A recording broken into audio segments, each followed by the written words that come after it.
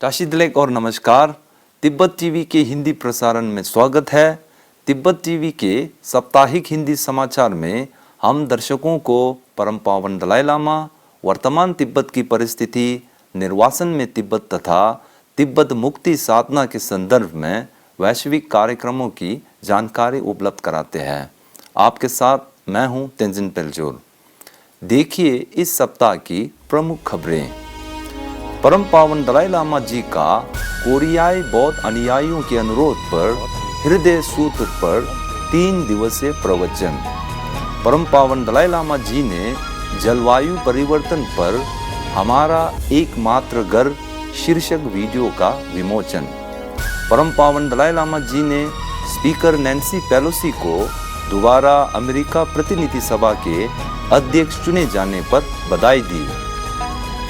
केंद्रीय तिब्बती प्रशासन के सिक्योंग डॉक्टर लोब्संग संगे और निर्वासित तिब्बती संसद के उपाध्यक्ष आचार्य यिशी फुनजोग ने स्पीकर नैन्सी पेलोसी को पुनः अध्यक्ष चुने जाने पर बधाई दी।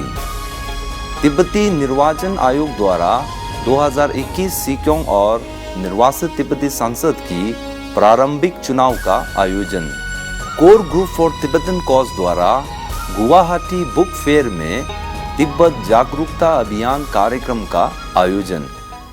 अब सुनिए समाचार विस्तार से। इसी 5 से 7 जनवरी 2021 को परम पावन दलाई लामा जी ने कोरियाई बौद्ध अनुयायियों के अनुरोध पर प्रज्ञा परिमिता हृदय सूत्र पर 3 दिवसीय ऑनलाइन प्रवचन दिया था।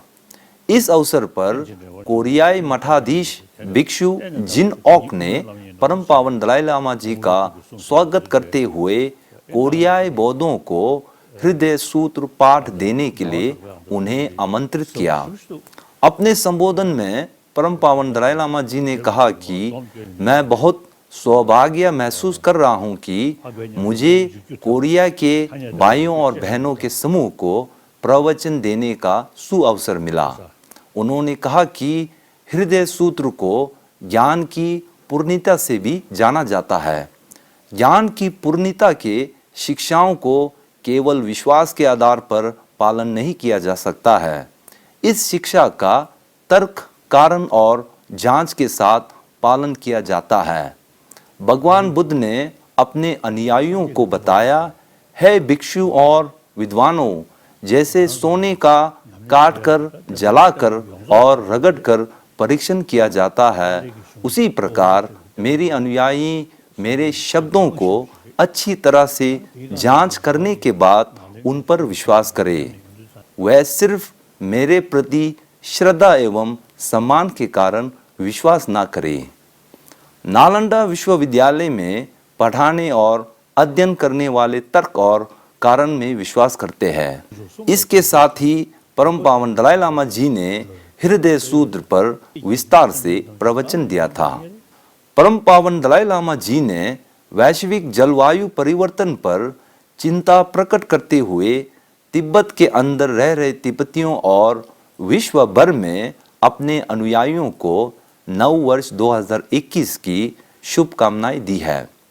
परम पावन दलाई लामा जी जलवायु परिवर्तन के कारण भूमंडलीय तपन के लिए चिंता प्रकट करते हैं। इस संदर्भ में उन्होंने हाल में हमारा एकमात्र घर नामक वीडियो का विमोचन किया था। उन्होंने अपने संदेश में कहा कि जलवायु परिवर्तन हमें ये याद दिलाता है कि यह पृथ्वी ही हमारा एकमात्र घर है। इसलिए उन्होंने भूमंडलीय तपन को रोकने के लिए तत्काल कदम उठाने की सलाह दी है।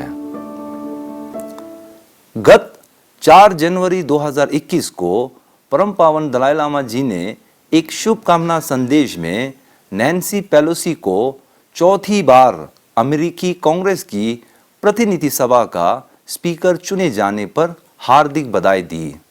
साथ ही परम पावन ने उन्हें नव वर्ष की शुभकामनाएं दी। अपने संदेश में परम पावन ने कहा कि मुझे कोई संदेह नहीं है कि आप प्रतिनिधि सभा के अध्यक्ष के रूप में संयुक्त राज्य अमेरिका के लोगों की आशाओं और आकांक्षाओं को पूर्ण करने में सफल रहेंगी। साथ ही आप अधिक शांतिपूर्ण और सौहार्दपूर्ण विश्व बनाने में मददगार सिद्ध होगी। उन्होंने नैन्सी पेलोसी द्वारा तिब्बती लोगों के प्रति निरंतर समर्थन के लिए उनके प्रति हार्दिक सम्मान और आभार प्रकट किया है। उसी प्रकार केंद्रीय तिब्बती प्रशासन के सिक्योंग डॉक्टर लोब्सांग संगे और निर्वासित तिब्बती संसद के उप अध्यक्ष आचार्य यिशी फुनजोग ने स्पीकर नैन्सी पेलोसी को दोबारा अमेरिका प्रतिनिधि सभा के अध्यक्ष चुने जाने पर केंद्रीय तिब्बती प्रशासन और तिब्बती लोगों की ओर से बधाई दी। अपने संदेश में डॉक्टर सांगे ने बताया कि स्पीकर नैन्सी पेलोसी के नेतृत्व में मानवाधिकारों सहित समानता और सभी का समावेश जैसे महत्वपूर्ण विषयों को सुनिश्चित किया गया है। उन्होंने अमेरिका सरकार और कांग्रेस द्वारा तिब्बती नीति और समर्थन अधिनियम 2020 को पारित करने के लिए आभार प्रकट किया है।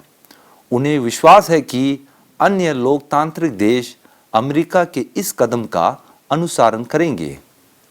इसी 3 जनवरी 2021 को केंद्रीय तिब्बती प्रशासन के निर्वाचन आयोग ने 2021 सिक्योंग और निर्वासित तिब्बती संसद के प्रारंभिक चुनाव के लिए मतदान आयोजित किया था।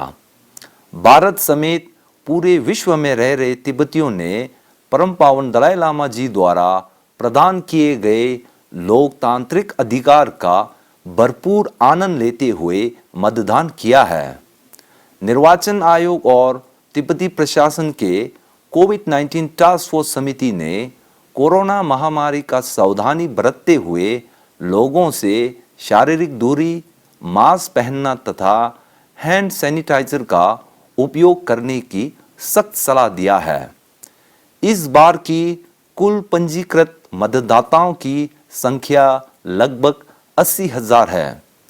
इस अवसर पर सिक्योंग डॉक्टर सांगे के साथ केंद्रीय तिब्बती प्रशासन के सभी उच्च अधिकारियों ने धर्मशाला में अपना मतदान किया है। मीडिया कर्मियों को संबोधित करते हुए डॉक्टर सांगे ने कहा कि निर्वासन में तिब्बती लोकतांत्रिक प्रणाली तिब्बत के अंदर रहने वाले तिब्बती भाइयों और बहनों की सच्ची आकांक्षाओं को दर्शाती है। इसके द्वारा हम चीनी शासन को एक स्पष्ट संदेश भेज रहे हैं कि तिब्बत चीन के अवैध कब्जे में है, लेकिन निर्वासित होते हुए भी अपने लोकतांत्रिक व्यवहार के कारण तिब्बती स्वतंत्र है। अगर अवसर दिया जाए तो हम लोकतंत्र को अपनाया रहेंगे। भारत में तिब्बत समर्थक संगठन के केंद्रीय समूह core group for Tibetan cause द्वारा 33वें गुवाहाटी बुक फेयर में आयोजित तिब्बत जागरूकता अभियान से तिब्बत मुक्ति साधना में दृढ़ समर्थन मिल रहा है। ये बुक फेयर 30 दिसंबर 2020 से 10 जनवरी 2021 तक गुवाहाटी के आसाम इंजीनियरिंग संस्थान के खेल की मैदान में आयोजन किया जा रहा है। गुवाहाटी पुस्तक मेले में तिब्बती आंदोलन और तिब्बत मामले का आसाम के लिए महत्व विषय पर विशाल तिब्बत स्टॉल स्थापित किया गया है। यह पहली बार हुआ है जहां तिब्बत के कला, संस्कृति, इतिहास, विरासत इत्यादि को ऐसे बड़ी पुस्तक मेले में दर्शाया गया है। अपने संबोधन में राष्ट्रीय संयोजक श्री R.K. खिरमे ने कहा कि असमिया लोगों की आजीविका और अस्तित्व ब्रह्मपुत्र नदी पर निर्भर करती है, जो कि तिब्बत से बहती है। तिब्बत से चली ये ब्रह्मपुत्र नदी असमिया तथा उत्तर पूर्व लोगों की जीवन में महत्वपूर्ण भूमिका निभाती है। इस पुस्तक मेले को देखने के लिए लाखों लोग आए हैं। इस मेले के विशेषता पर कोर ग्रुप के क्षेत्रीय संयोजक श्री सौम्यदीप दत्ता ने कहा कि तिब्बत का जो विषय है ऐसा नहीं है सिर्फ यहाँ 6 तारीख को होगा। 10 दिन पूरा बुक फेयर में हम लोग ये विषय लेके चर्चा कर रहा है। यहाँ में भी पूरा चर्चा हो रहा है, जगह जगह में हम लोग होर्डिंग लगाया, बैनर लगाया और बात भी कर रहा है और ये काफ़ी पॉपुलर हुआ।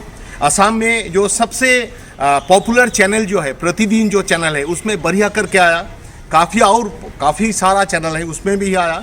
आज प्रतिदिन बोल के एक न्यूज़पेपर है, रीजनल न्यूज़पेपर, वो सबसे ज़्यादा सर्कुलेटेड न्यूज़पेपर है असम में, वहाँ में आया, सब न्यूज़पेपर में आ रहा है।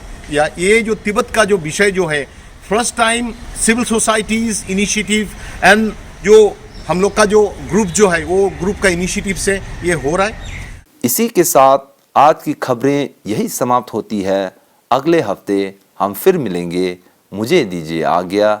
नमस्कार।